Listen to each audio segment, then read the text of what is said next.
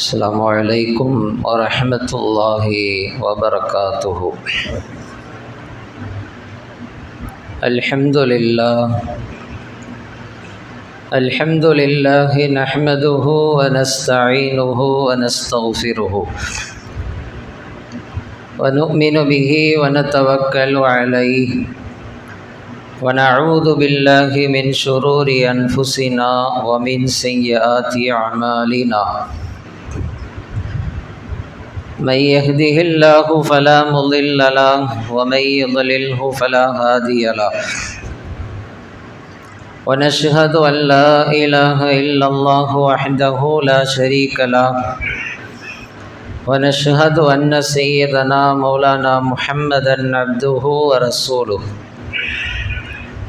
قال الله تعالى في القرآن العظيم والفرقان المجيد: أعوذ بالله من الشيطان الرجيم. بسم الله الرحمن الرحيم. المال والبنون زينة الحياة الدنيا. صدق الله العلي العظيم. وقال نبينا وحبيبنا قرة أعيننا محمد صلى الله عليه وسلم: أوصيك بتقوى الله في سر أمرك، أو كما قال عليه الصلاة والتسليم. اللهم صل على سيدنا محمد وعلى آل سيدنا محمد، طب القلوب ودوائها وعافية الأبدان وشفائها ونور الأبصار وضيائها، وعلى آله وصحبه وسلم. அளவற்ற அருளாளன் நிகரற்ற அன்புடையோன் அல்லாஹுவின் திருப்பெயரால் தொடங்குகிறேன். எல்லாம் வல்ல அல்லாஹுவின் அன்பும் அருளும் நம் எல்லோரின் மீதும் வந்து சேரட்டுமாக. நபிகள் நாயகம் ரசூலுல்லாஹி ஸல்லல்லாஹு அலைஹி வஸல்லம் அவர்களின் அன்பையும் ஷஃபாஅத்தையும் பெறுவதற்கு ரப்புல் ஆலமீன் நம் அனைவருக்கும் தௌஃபீக் செய்தருள்வானாக. அன்பிற்குரிய அல்லாஹுவின் நல்லடியார்களே, அல்லாஹு ரப்புல் ஆலமீன் நம்மை படைத்து நமக்கு ஒரு அழகான வாழ்க்கையை அமைத்து கொடுத்து அந்த வாழ்க்கைக்கு தேவையான எல்லா அம்சங்களையும் நமக்கு வழங்கியிருக்கிறான். வாழ்க்கையில் நாம் சந்திக்கிற பிரச்சனைகளை இலகுவாக எதிர்கொள்வதற்கும், நாம் பார்க்கிற சவால்களை இலகுவாக சமாளிப்பதற்கும், வாழ்வின் உயரங்களையும் உச்சங்களையும் தொடுவதற்கும் அல்லாஹ் ஒவ்வொரு மனிதனுக்கும் தேவையான அளவிற்கு திறமைகளையும் ஆற்றல்களையும் கொடுத்திருக்கிறான். ஒவ்வொருத்தருக்கும் ஒவ்வொரு ஆற்றல் இருக்கும். சிலர் படிப்பில் ஆற்றல் உள்ளவர்களாக இருப்பார்கள். படிப்பு அவங்களுக்கு ஈஸியாக வரும். சிலர் கற்றுக் கொடுப்பதில் திறமை உள்ளவர்களாக இருப்பார்கள். அவங்க ஆசிரியராக இருந்தால் மாணவர்கள் ரொம்ப சிறப்பான முறையில் தேர்ச்சி பெறுவாங்க. கற்றுக் கொடுத்தலில் அவர்கள் திறன் படைத்தவர்களாக இருப்பார்கள். தொழில் செய்வதில் சில பேருக்கு திறமை இருக்கும். குடும்பத்தை நிர்வாகம் செய்யக்கூடிய திறமை சில பேருக்கு இருக்கும். புதிய விஷயங்களை கண்டுபிடிக்கக்கூடிய திறமை சிலருக்கு இருக்கும். புதிய பொருட்களை உருவாக்கக்கூடிய திறன், அந்த மேம்பாடு, அந்த டேலண்ட் சில பேருக்கு இருக்கும். சிலருக்கு நாட்டை ஆளுகின்ற ஆளுமை திறன் சில பேருக்கு இருக்கும்.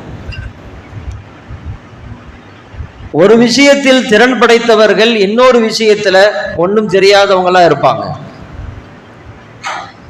டீ போட தெரிஞ்சவருக்கு நாட்டை ஆள தெரியாது, நாட்டை ஆள தெரிந்தவருக்கு டீ போட தெரியாது.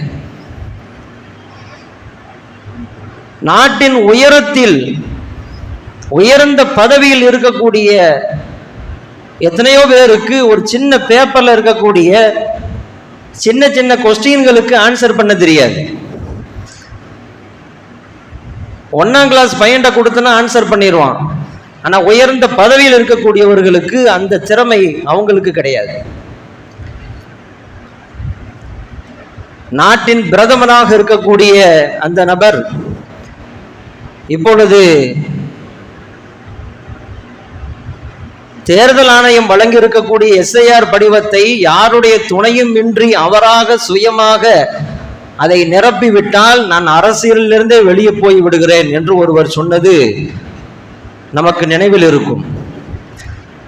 எல்லோருக்கும் எல்லா திறமைகளையும் அல்லாஹ் கொடுத்து விடுவதில்லை.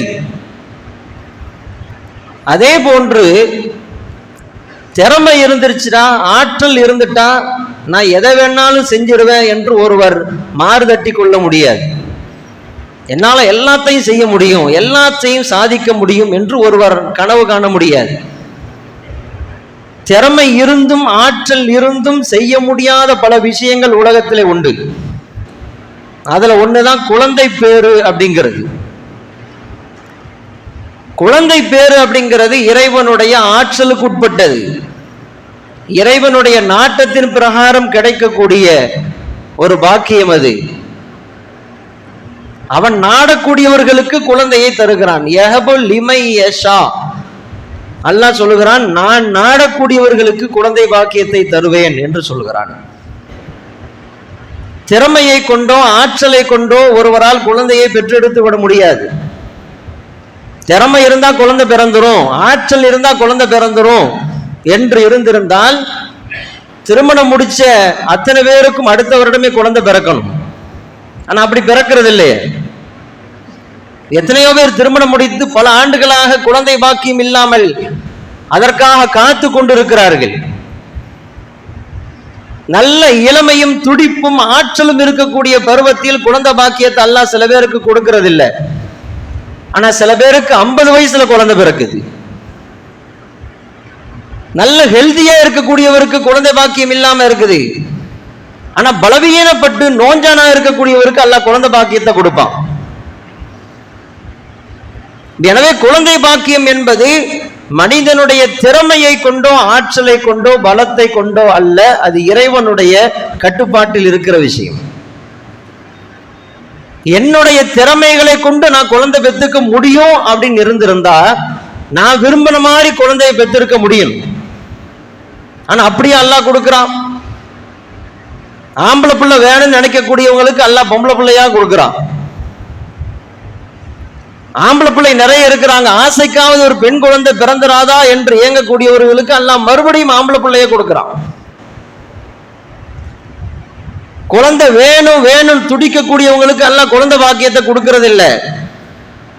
அல்ஹம்துலில்லாஹ், இத்தோடு போதும், இருக்கிற குழந்தை நல்லபடியா வளர்ப்போம். குழந்தை வேண்டாம் நினைக்கக்கூடியவங்களுக்கு அல்லாஹ் குழந்தை பாக்கியத்தை திருப்பி திருப்பி கொடுத்துக்கிட்டே இருப்பான். பிரேசில் நாட்டில் ஒரு பெண்மணி எனக்கு குழந்தை வேண்டாம் அப்படின்னு சொல்லி குழந்தை பெறுவதை தடுக்கக்கூடிய ஒரு சாதனத்தை தன்னுடைய உடம்பில் செலுத்தி கொண்டாள். அந்த கருவியை மாட்டிக்கிட்டா, அந்த கருவியை உடம்புல செட் பண்ணிக்கிட்டா 99% குழந்தை பிறக்காது அப்படிங்கிறது அறிவியல் மருத்துவம். குழந்தை வேண்டான்னு சொல்லிதான் அந்த கருவியை பொருத்திக்கிட்டான். ஆனா கடந்த மாசம் அக்டோபர்ல அப்படி குழந்தை வேண்டாம் என்று குழந்தை பாக்கியத்தை தடை செய்யக்கூடிய அந்த கருவியை பொருத்தி இருக்கக்கூடிய அந்த பெண்மணிக்கு குழந்தை பிறந்திருக்குது. 99% குழந்தை பிறக்காது என்று மருத்துவம் சொல்லக்கூடிய அந்த கருவியை தாண்டி அல்லாஹ் குழந்தையை கொடுத்திருக்கான். இது ஆச்சரியம் இல்லை, இதுல இன்னொரு ஆச்சரியம் இருக்குது. என்னன்னா, அந்த குழந்தைக்கு, அந்த பெண்மணிக்கு குழந்தை பிறந்துச்சா இல்லையா, அந்த குழந்தை பிறக்கும் பொழுது குழந்தை பிறக்க கூடாதுன்னு ஒரு கருவியை உடம்புல வச்சிருந்தால அதை கையில புடிச்சுக்கிட்டே பிறந்திருக்குது. அதை கையில புடிச்சுக்கிட்டே குழந்தை வெளியே வந்திருக்குது. அல்லாஹ் கொடுப்பதை யாராலும் தடுக்க முடியாதுன்னு குர்ஆன் வசனம் இருக்குது இல்ல. ஸல்லல்லாஹு அலைஹி வஸல்லம் சொன்னாங்க இல்லையா, கொடுக்கணும்னு நினைச்சிட்டா நீ எத்தனை பெரிய தடை கல்லை போட்டாலும் நான் கொடுக்க வேண்டியதை கொடுத்து தான் ஆவேன் நல்லா சொல்றான். தடுக்க முடியாது. குழந்தை பாக்கியம் அப்படிங்கிறது நம்முடைய திறமைகளை கொண்டு அல்ல, திறமை இருந்துச்சா குழந்தை பிறந்துரும், திறமை இல்லை, ஆற்றல் இல்லைன்னா குழந்தை பிறக்காது என்று யாராலும் உறுதியாக சொல்ல முடியாது. அது இறைவன் கொடுக்கிற மாபெரும் நிஅமத். உலகத்தில் ஒரு ஆணுக்கு தகப்பன் ஸ்தானத்தை கொடுப்பது குழந்தைகள், ஒரு பெண்ணுக்கு தாய் என்ற ஸ்தானத்தை கொடுப்பது குழந்தைகள். கல்யாணம் முடிச்ச உடனே ஒரு ஆண் மகன் தகப்பன் ஆயிட முடியாது, ஒரு பெண்மணி தாய் என்ற நிலைக்கு விட முடியாது. எப்போது அவர்களுக்கு குழந்தை உருவாகிறதோ, உருவாகி அந்த குழந்தை பிறக்கிறதோ, அப்போதுதான் அவர் தகப்பனாக மாறுகிறார், இவர் தாயாக மாறுகிறார். தகப்பன் தாய் என்ற ஸ்தானம் நமக்கு கிடைப்பதற்கு குழந்தைகளை அல்லாஹ் காரணமாக ஆக்கி வைத்திருக்கிறார். நமக்கான மகிழ்ச்சியாக அல்லாஹ் குழந்தைகளை கொடுத்திருக்கிறான். வெளியில எத்தனை பெரிய டென்ஷன்கள் இருந்தாலும், பிரஷர்கள் இருந்தாலும், நெருக்கடிகளோடு வீட்டுக்கு வந்தாலும் குழந்தை முகத்தை பார்க்கும் பொழுது நமக்கு சந்தோஷம் வருதா இல்லையா? நம்முடைய குடும்ப மகிழ்ச்சிக்காகவும் நிம்மதிக்காகவும் அமைதிக்காகவும் அல்லாஹ்வினால் வழங்கப்பட்டவைகள் தான் குழந்தை செல்வங்கள். நாம் வயோதிகத்தை அடைகின்ற பொழுது நமக்கு உறுதுணையாக உதவியாக இருக்க வேண்டும் என்பதற்காக அல்லாஹ் நமக்கு குழந்தை பாக்கியத்தை தந்திருக்கிறான். எல்லாவற்றுக்கும் மேலாக நாம் மறைந்த பின்னரும் நமக்காக துஆ செய்யக்கூடிய சந்ததிகளாக அல்லாஹ் அவர்களை ஆக்கி வைத்திருக்கிறான். எனக்கு பின்னால எனக்காக துஆ செய்யணும் அப்படின்னு நினைக்கக்கூடிய எவரும் எனக்கு குழந்தை வேண்டான்னு சொல்ல மாட்டார். ஒருத்தர் அரஃபால நிக்கிறார், பக்கத்துல ஒருத்தர் பையன் துஆ செஞ்சுட்டு இருக்கிறான்.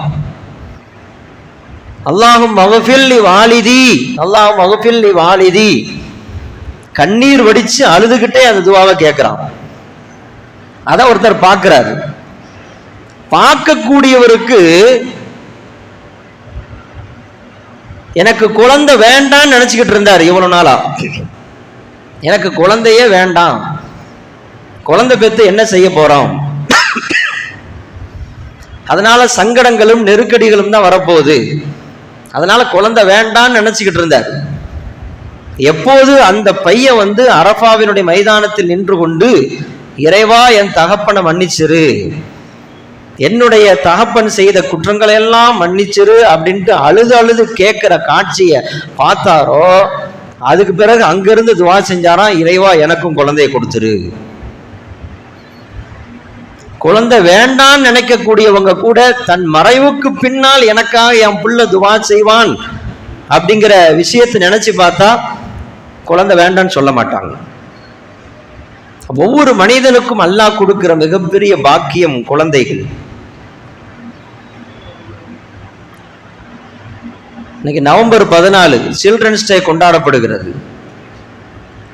இந்திய நாட்டினுடைய முதல் பிரதமராக இருந்த ஜவஹர்லால் நேரு குழந்தைகள் மீது அதிக அன்பையும் அக்கறையையும் செலுத்தி குழந்தைகளுடைய நலனுக்காக பல்வேறு திட்டங்களை கொண்டு வந்தார். குழந்தைகள் பாதுகாப்பு விஷயத்தில் பல்வேறு அம்சங்களை அவர் உருவாக்கினார். அந்த உணர்வை மக்களுடைய உள்ளத்தில் புகுத்தினார். எனவே அவர் பிறந்த தினத்தை சில்ட்ரன்ஸ் டே என்று இந்தியா கொண்டாடி கொண்டிருக்கிறது. நாம் வாழக்கூடிய இந்த இந்திய திருநாட்டில் குழந்தைகளை காப்பதற்கும் பாதுகாப்பதற்கும் எண்ணற்ற திட்டங்களும் அம்சங்களும் இருக்கிறது. ஆனால் அத்தனை அம்சங்களும் திட்டங்களும் இருக்கிற இந்த நாட்டில் குழந்தைகளுக்கு பாதுகாப்பு இருக்கிறதா? குழந்தைகள் பாதுகாக்கப்படுகிறார்களா? நிம்மதியாக வாழுகிறார்களா என்கிற கேள்வி பல நாட்களாக நம்முடைய உள்ளத்தில் இருந்து கொண்டே இருக்கிறது.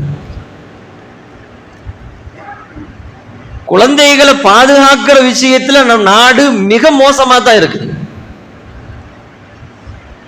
சைல்டு ஹெல்ப் லைன் அப்படின்னு சொல்லி ஒரு டோல் ஃப்ரீ நம்பர் இருக்குது, 1098 அப்படிங்கிற அந்த டோல் ஃப்ரீ நம்பர். அது எதுக்கு கொடுத்துருக்குறாங்க அப்படின்னு சொன்னா, இந்தியாவில் இருக்கக்கூடிய ஏதோ ஒரு பகுதியில் ஒரு குழந்தைக்கு ஒரு ஆபத்து அப்படின்னு சொன்னா அந்த டோல் ஃப்ரீ நம்பருக்கு கால் பண்ணி அந்த குழந்தை சம்பந்தப்பட்ட விஷயங்களை தெரிவிக்கலாம். அவங்கள்ட்ட இருந்து அந்த குழந்தைக்கு உதவி கிடைக்கும். தரவுகள் சொல்லுகிறது 3 வருடத்தில் அந்த டோல் ஃப்ரீ நம்பருக்கு கிட்டத்தட்ட 3 கோடி பேர் கால் பண்ணியிருக்காங்க. 3 கோடி பேர். இந்த குழந்தைக்கு ஆபத்து, அந்த குழந்தைக்கு பிரச்சனை, அந்த குழந்தைக்கு அது இது அப்படின்ட்டு 3 கோடி பேர் 3 வருஷத்துல கால் பண்ணியிருக்காங்க. இந்திய நாட்டில் குழந்தைகள் எத்தனை பெரிய சிரமங்களையும் நெருக்கடிகளையும் சந்தித்து கொண்டிருக்கிறார்கள் என்பதை நம்மால் யோசிக்க முடிகிறது. நம் இந்திய திருநாட்டிற்கு very youngest country in the world அப்படின்னு ஒரு பேர் இருக்குது. உலகத்திலேயே இளமையான நாடு அப்படின்ட்டு இந்தியாவுக்கு ஒரு பேர் உண்டு. ஏன் அந்த பேரை சொல்றாங்க அப்படின்னா, 8 வயசுல இருந்து 24 வயசு வரைக்கும் இருக்கக்கூடிய அந்த பருவத்தை கணக்கிட்டு பார்க்கிற பொழுது மற்ற நாடுகளை காட்டிலும் இந்த பருவத்தில் இருக்கக்கூடியவங்க அதிகமா இருக்கிறது இந்தியாவில் தான். சீனாவை விட இளைஞர்களை அதிகமாக கொண்ட நாடு இந்தியா. அதனால உலகத்திலேயே நம்பர் 1 இருக்குது இளமையான நாடு என்ற பட்டியலில். ஆனா இளமையான நாடுன்னு பேர் வாங்கின இந்தியா இளவலுகளுக்கான நாடா இல்லை,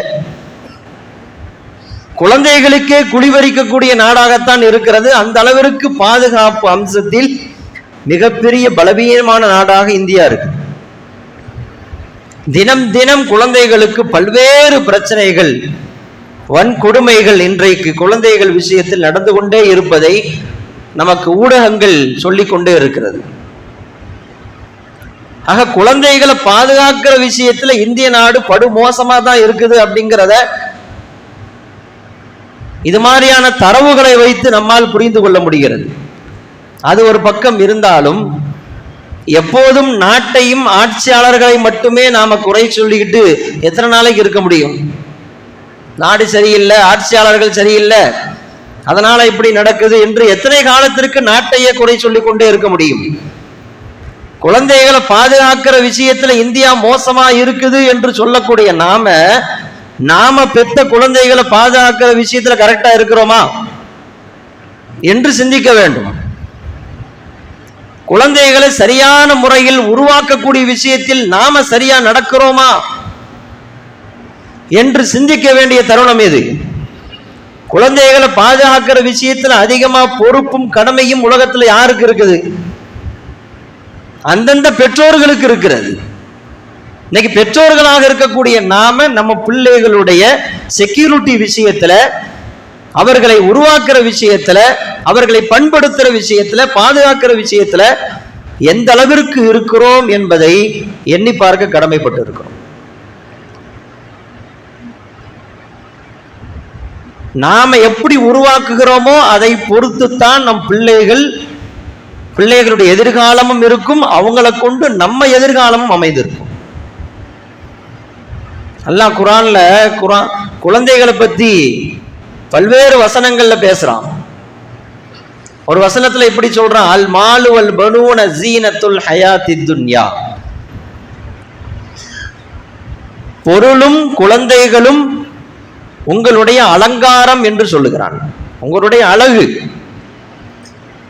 உங்கள் வாழ்க்கையில் அழகு சேர்க்கக்கூடிய விஷயங்களாக குழந்தைகளை நான் தந்திருக்கிறேன் என்று அல்லாஹ் சொல்லுகிறான். இன்னொரு வசனத்துல சொல்றான், ரப்பனா ஹபுலனா மின் அஸ்வாஜினா வ துர்ரியாத்தினா குர்ரத்த அயுன். குழந்தைகளை கண்குளிர்ச்சி என்று சொல்லுகிறான். பெற்றோர்களுக்கு மகிழ்ச்சியை தரக்கூடிய அம்சம், பெற்றோர்கள் கண்குளிர்ச்சி அடைவதற்கு காரணம் என்று அல்லாஹ் குழந்தைகளை பற்றி பேசுகிறான். இன்னொரு வசனத்துல இன்னமா அம்வாலுக்கும் அவுலாதுக்கும் ஃபித்னா, உங்களுடைய குழந்தைகள் உங்களுக்கான சோதனை என்று சொல்லுகிறான். குழந்தைகளை அலங்காரம் என்றும் சொல்லுகிறான், கண்குளிர்ச்சி என்றும் சொல்லுகிறான், சோதனை என்றும் சொல்லுகிறான். அல்லாஹ் அப்படி சொல்வதற்கு என்ன காரணம்?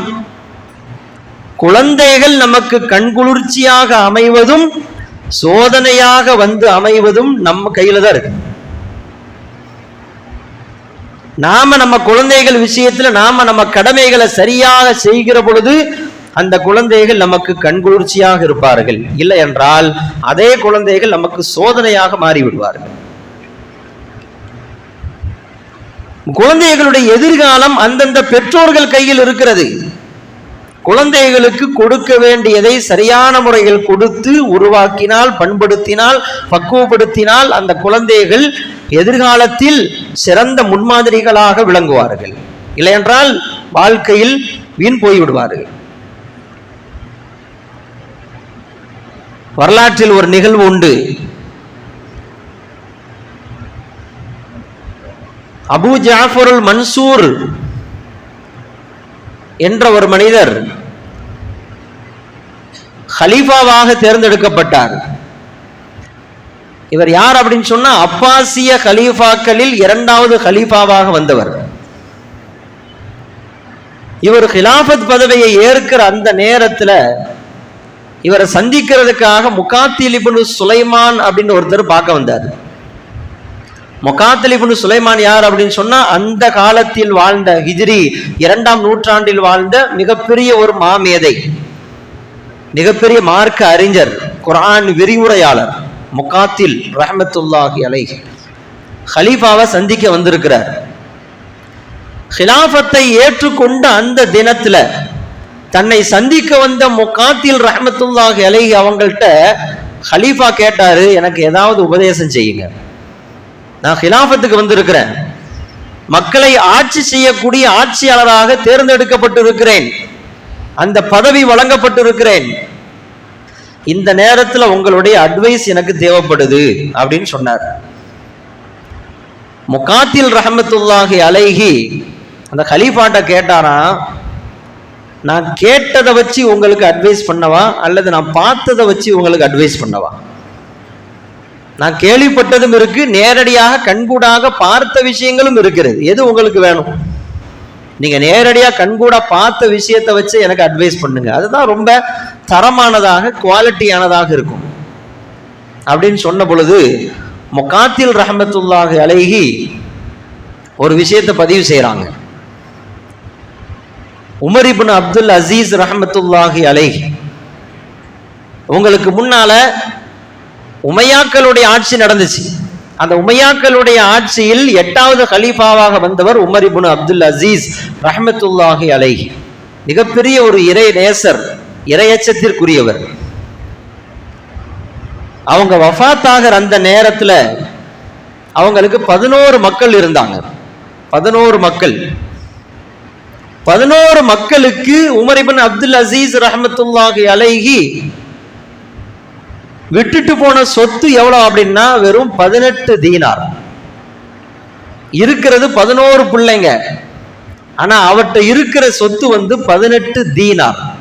அந்த 18 தீனார்ல கூட 9 தீனாரு அவருடைய குழி தோன்றதுக்கும் கஃன் துணி வாங்குறதுக்கும் செலவாயிருச்சு.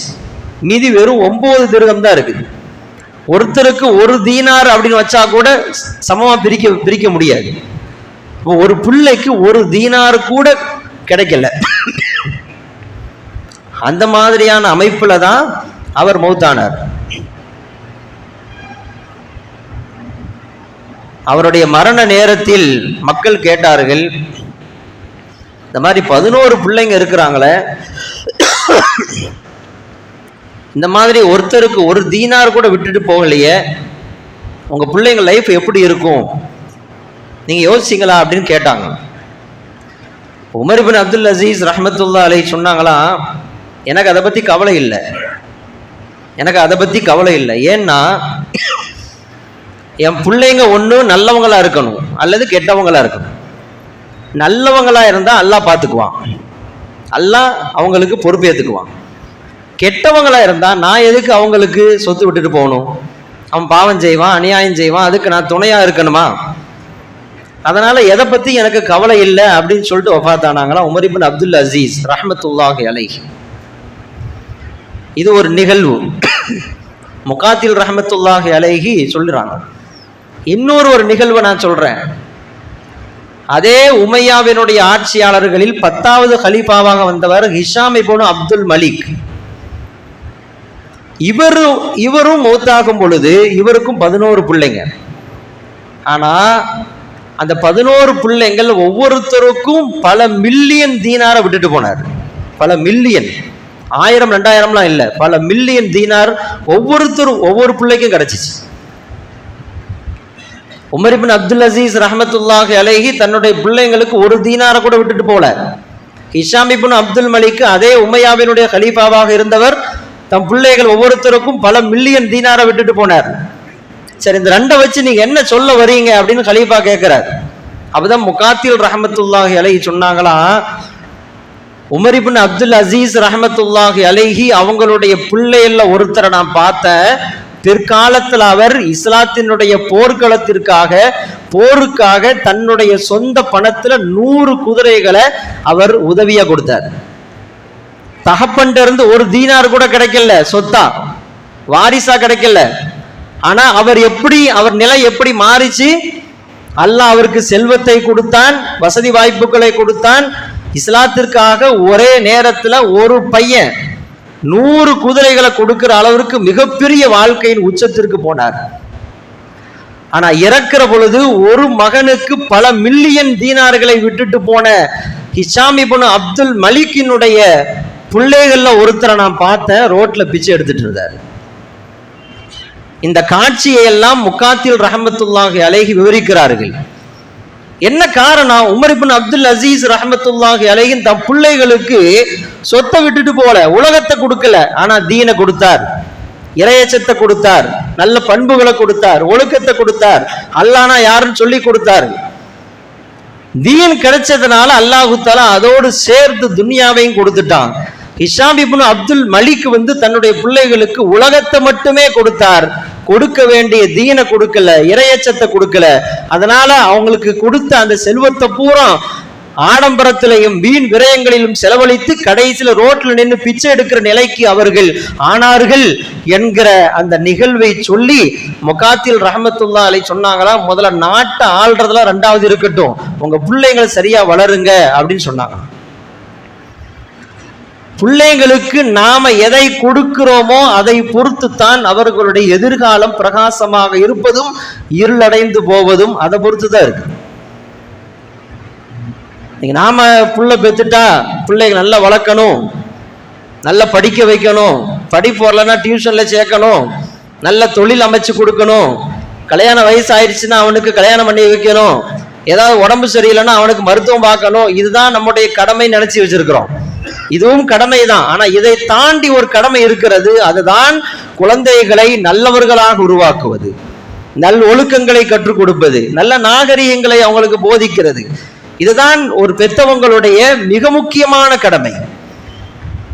இன்னைக்கு நவநாகரிக காலத்தில் வாழ்ந்து கொண்டிருக்கிற இந்த காலகட்டத்தில் பேரண்ட்ஸ் செய்யக்கூடிய மிகப்பெரிய ஒரு தவறு, அது இஸ்லாமியர்கள்ட்டையும் அந்த தவறு இருக்குது. மிகப்பெரிய தவறு என்னன்னா, குழந்தைகளுக்கு முழு சுதந்திரத்தை கொடுத்து விடுகிறோம், ஃப்ரீடமை கொடுத்துடுறோம். ஒரு குறிப்பிட்ட வயசு வந்த உடனே அவனுக்கு தனிமையை ஏற்படுத்திடுறோம். பெரிய வீட்டை கட்டி குழந்தைக்குன்னு பையனுக்கு தனி ரூமை கொடுத்து கையில செல்போனையும் சேர்த்து கொடுத்துட்றோம். இது எவ்வளவு பெரிய ஆபத்து நாம உணர்றதில்லை. நான் ஃப்ரீயா இருக்கணும், நான் சுதந்திரமா இருக்கணும், அவனால எனக்கு டிஸ்டர்ப் வரக்கூடாது அப்படிங்கிற பெயர்ல குழந்தைகளுக்கு தனி ரூமை கொடுத்து செல்போனையும் கொடுத்து அவன் சீரழிவுக்கு பெற்றோர்கள் இன்றைக்கு காரணமாக ஆகிக்கொண்டிருக்கிறார்கள். அது எவ்வளவு பெரிய ஆபத்து நம்ம உணர்றதே இல்லை. பெரிய வீட்டை கட்டுறது தப்புன்னு நான் சொல்லல, குழந்தைகளை தனியாக இருக்கிறதுக்கு அந்த சூழலை நீங்க உருவாக்கி கொடுக்காதீங்க. அதுதான் அவன் சீரழிந்து போவதற்கு அடிப்படையான காரணம், அது மறுக்கவே முடியாது. ஸல்லல்லாஹு அலைஹி வஸல்லம் திரும்ப திரும்ப எச்சரித்தார்கள் தனிமை எவ்வளவு ஆபத்தானது என்பதை. ஒரு ஹதீஸ்ல சொன்னாங்க, உஸீக பித்தக்வல்லாஹ் ஃபீ சிர்ரி அம்ரிக். சஹாபாக்கள் ஒரு சஹாபியை பார்த்து சொன்னாங்க, நீ தனிமையாக இருக்கிற பொழுது இறையச்சத்தோடு இருந்து கொள் என்று சொன்னார்கள். எல்லா நேரத்திலும் இறையச்சம் வேணும் தான், ஆனா தனிமையா இருக்கிற பொழுது ஷைத்தானுடைய தீண்டுதல் அதிகமா இருக்கும், தவறு செய்வதற்கான வாய்ப்பு அதிகமா இருக்கும். யாரும் பார்க்க மாட்டாங்க, யாருக்கும் தெரியாதுன்னு அப்படின்னு அவன் நினைக்கும் பொழுது அவன் இன்னும் அதிகமா தவறு செய்வான். அந்த சூழல் அன்னைக்கு பெற்றோர்களை உருவாக்கி தருகிறோம். எவ்வளவு பெரிய ஆபத்தானது. ஸல்லல்லாஹு அலைஹி வஸல்லம் அவங்க ஒரு ஹதீஸ்ல சொன்னாங்க, நாளை கியாமத்து நாள்ல என்னுடைய உம்மத்துல சில பேர் நிப்பாங்க, மலை போன்று அவர்களுடைய அமல்கள் காட்சி தெரியும். அவங்களுடைய அமல்களை பார்த்து எல்லோரும் பிரமிப்பா பார்ப்பாங்க. அவ்வளோ பெரிய அமல்களோடு நிற்பாங்க. ஆனா அல்லாஹு தஆலா அந்த அமல்களை பூரா ஒண்ணுமில்லாம ஆக்கிடுவான். பரத்தப்பட்ட புழுதிகளை போன்று அது ஒண்ணுமில்லாம ஆயிரும். சஹாபாக்கள் கேட்பாங்க, மலை போன்று அமல்களோடு வந்தவர்கள் ஏன் இந்த நிலைக்கு தள்ளப்பட்டார்கள் அப்படின்னு கேட்கும் பொழுது ஸல்லல்லாஹு அலைஹி அவங்க யாரு அப்படிங்கிறத எக்ஸ்பிளைன் பண்றாங்க. யார் அப்படின்னா இரவு முழுக்க நின்று வணங்குவார்கள், குர்ஆன் ஓதுவாங்க, நோன்பு வைப்பாங்க, தொழுவாங்க, எல்லா நன்மைகளும் செய்வாங்க. ஆனா தனிமையா இருக்கும் பொழுது பாவம் செய்வாங்க. யாரும் பார்க்கல என்று அந்த சூழல் வருகிற பொழுது அவர்கள் அநியாயங்கள் ஈடுபடுவார்கள், பாவங்கள் ஈடுபடுவார்கள், அசிங்கமான காரியத்தில் ஈடுபடுவார்கள். வெளிப்படையா பார்க்கிற பொழுது அவன் பெரிய தொழுகையாளி, அவன் பெரிய நோம்பாளி, பெரிய சதக்கா கொடுக்கக்கூடியவர், ஹஜ்ஜுக்கு போனவர். ஆனா தனியா இருக்கிற பொழுது அவன் அசிங்கமான காரியத்தை செய்து கொண்டிருப்பார். இவர் தான் நாளை கியாமத் நாள்ல ஒண்ணுமில்லாம நிற்பார் என்று ஸல்லல்லாஹு அலைஹி வஸல்லம் அவங்க சொன்னார். தனிமை ரொம்ப டேஞ்சரானது, ஆபத்தானது. பிள்ளைகள் சரியான ஒரு முறையில் வளர வேண்டும் என்று நினைக்கக்கூடியவர்கள் தயவு செய்து பிள்ளைகளை தனியாக இருப்பதற்கு, தங்குவதற்கு அனுமதிக்காதீர்கள். அதுதான் நாம செய்யற முதல் தப்பு. ரெண்டாவது தப்பு என்னன்னா, பிள்ளைங்க விஷயத்துல நாம கண்காணிக்கிறதே இல்லை, அவங்கள நாம பார்க்கிறதே இல்லை. 10-12 வயசு வரைக்கும் குழந்தைகளுக்கு, பிள்ளைகளுக்கு வீடு தான் உலகம். 12 வயசை தாண்டிட்டானா புது உலகத்தை அவன் பார்க்க போறான், புது உலகத்தை அவன் காண போறான். அந்த நேரத்துல அவர்கள் எதை நோக்கி பயணிக்கிறார்கள் என்கிற விவரம் பெற்றோர்களுக்கு இல்லை என்றால் பிள்ளைகள் தடம் மாறி போய் விடுவார்கள். 10-12 வயசு வரைக்கும் நாம கவனமா இருக்கிறோம், பிள்ளைங்க அங்க போயிடக்கூடாது, இங்க போயிடக்கூடாது, எதுலையும் ஆபத்துல சிக்கிடக்கூடாது அப்படின்னு நாம கவனமா இருக்கிறோம். ஆனா 10-12 வயசு தாண்டின பிறகு பிள்ளைங்க விஷயத்துல நாம கவனிக்கிறதே இல்லை, அவன் என்ன செய்யறான்னு பாக்குறதே இல்லை. இன்னைக்கு பிள்ளைகள், சிறுவர்கள் பல விஷயங்களுக்கு அடிக்ட் ஆகி கொண்டிருக்கிறார்கள். சினிமாவுக்கு அடிமையாகி கொண்டிருக்கிறார்கள், போதை பழக்கத்திற்கு அடிமையாகி கொண்டிருக்கிறார்கள், சிகரெட்டுக்கு அடிமையாகி கொண்டிருக்கிறார்கள், பெண்ணுக்கு அடிமையாகி கொண்டிருக்கிறார்கள், ஆபாச தளத்திற்கு அடிமையாகி கொண்டிருக்கிறார்கள். எத்தனை பெற்றோர்களுக்கு தெரியும், என் புள்ள நல்ல பையன், உங்களால கேரண்டி கொடுக்க முடியுமா? என்னாலையும் கேரண்டி கொடுக்க முடியாது. ஏன்னா காலம் அப்படி இருக்கிறது. நான் உங்க பிள்ளைகளை தவறு சொல்வது நோக்கம் அல்ல, உங்க பிள்ளைங்க மோசமானவங்க சொல்றது என்னுடைய நோக்கம் அல்ல. காலம், நாம் இருக்கிற காலம் அப்படி ஆபத்தானது. ஆபத்தான காலத்தில் வாழ்ந்து கொண்டு இருக்கிற நாம எவ்வளவு உஷாரா இருக்கணும், எவ்வளவு கவனமா இருக்கணும். பிள்ளைங்க விஷயத்துல நாம் கொஞ்சம் தவறினாலும் பிள்ளைகள் வழி தவறி போய் விடுவார்கள். வழி தவறி போய் கொண்டுதான் இருக்கிறார்கள், போய்கிட்டு தான் இருக்கிறாங்க. எனவே பிள்ளைங்க விஷயத்துல நாம கவனமா இருக்கணும். கொஞ்சம் அவனுடைய ஆட்டிடியூட்ல, அவனுடைய பேச்சுவார்த்தையில, பழக்கத்துல, அவனுடைய செயல்பாடுகளை சின்ன மாற்றம் தெரிஞ்சாலும் நாம கவனமாயிடணும், விழிப்புணர்வு வந்துடணும். ஏன்னா அவன்கிட்ட ஏதோ ஒரு தப்பு வந்திருக்கு, அவன் ஏதோ ஒண்ணுக்கு அடிமையாயிட்டு இருக்கிறான் அப்படின்னு நாம உஷாராகி அதை தெரிந்து கொண்டு அதிலிருந்து அவனை விடுவிப்பதற்கான முயற்சி செய்ய வேண்டும். இல்லை என்றால் அவனை காப்பாற்ற முடியாது. உடம்புல ஒரு நோய் வருது அப்படின்னா லேச அடையாளம் தெரிஞ்சவன உஷாராயிரம்ல, உடனே செக் பண்ண போறோம், ஏதாவது ஸ்கேன் எடுத்து பாக்குறோம், சுகர் இருக்குமா அப்படின்னு ஒரு சின்ன ஒரு சந்தேகம் வந்த உடனே உடனே டெஸ்ட் எடுத்து பாக்குறோம், பிரஷர் வந்த உடனே உடனே ஹாஸ்பிட்டலுக்கு ஓடிடுறோம், லேசா ஹார்ட் பிரச்சனை சொன்ன உடனே டாக்டரை பார்க்க போயிடுறோம். ஏன்னா ஆரம்பத்திலே கவனிச்சா சரி பண்ணிடலாம் இல்லையா? கொஞ்சம் முத்திருச்சுன்னா சரி பண்ண முடியாது. எல்லை தாண்டி போயிருச்சு, நம்மளுடைய கைமீறி போயிருச்சுன்னா நோய்களை குணப்படுத்த முடியாது. இதே பாலிசி தான் குழந்தைகள் விஷயத்திலும். ஸ்டார்டிங் ஸ்டேஜ்ல இருக்கும் பொழுது குழந்தைகளை நாம பிடிச்சிட்டோம் அப்படின்னா அவங்கள வெளியே கொண்டு வந்துடலாம். அந்த ஸ்டேஜை தாண்டிட்டாங்க, ஒரு விஷயத்துக்கு அடிமை ஆயிட்டாங்கன்னா நீங்க எத்தனை தடவை புத்திமதி சொன்னாலும், அட்வைஸ் பண்ணாலும், அவங்களுக்கு மண்டையில குட்டி குட்டி புரிய வச்சாலும் அவங்கள அதுல இருந்து வெளியே கொண்டு வர முடியாது. இதுதான் இன்னைக்குள்ள உளவியல். அதனால குழந்தைகள் விஷயத்துல நாம கவனமா இருக்கணும். சில்ட்ரன்ஸ் டே வருஷம் கொண்டாடுறோம், குழந்தைகள் விஷயத்துல நாம எப்படி இருக்கிறோம் அப்படிங்கிற ஒரு சிந்தனை தான் இந்த நேரத்தில் ஊட்டப்பட வேண்டும். நாட்டை குறை சொல்லி கொண்டே இருப்பது புண்ணியம் அல்ல, நாம நம்ம பிள்ளைங்க விஷயத்துல சரியா இருக்கிறோமா என்கிற ஒரு சிந்தனையோடு இந்த உரையை நான் நிறைவு செய்கிறேன். வாஹிரு தாவானா அல்ஹம்துலில்லாஹி ரப்பில் ஆலமீன். அஸ்ஸலாமு அலைக்கும் வரஹ்மத்துல்லாஹி வபரகாத்துஹு.